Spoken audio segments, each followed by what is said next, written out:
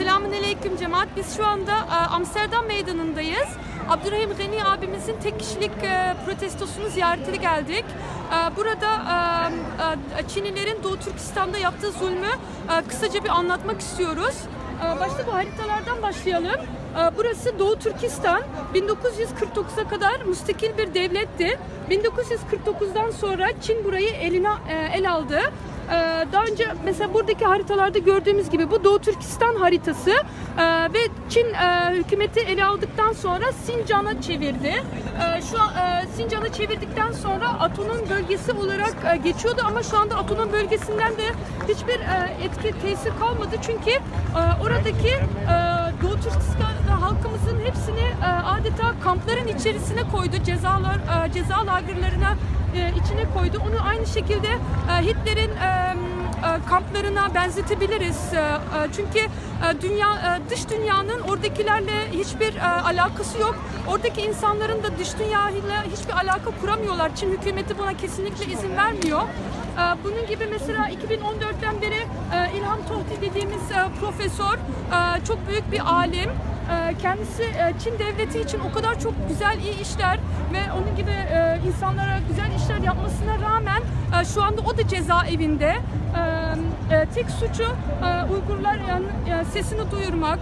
Bunun gibi mesela İlham Tohti gibi büyük alimler, profesörler ve sıradan halkların hepsini aslında göz kırpmadan hepsini o kampların içine koyuyorlar ve çok acayip bir şekilde işkenceler veriyorlar. Mesela Uygur Müslümanlarına domuz eti yediriyorlar, onlara zorla alkol içtiriyorlar. Hiçbir şekilde dünya ile alaka kurdurmuyorlar. Adeta insan haklarını elinden almış bir şekilde, vahşi bir şekilde işkenceleri yapıyorlar.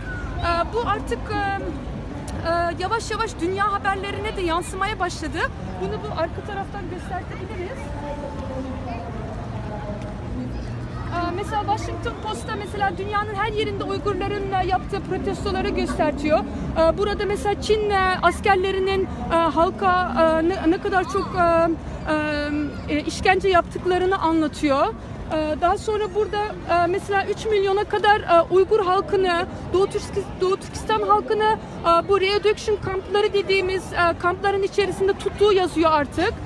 Bu radyo Erkin Asya Radyosu'nda çıkan haber ve bunun gibi Wall Street'te de Abdurrahim Gani abimiz çıktı haberlerde. Kendisi 2 yıla yakın ailesiyle irtibat kuramadığını anlattı ve sadece Abdurrahim Gani abimiz değil, artık yani bütün Uygurlar diyebiliriz.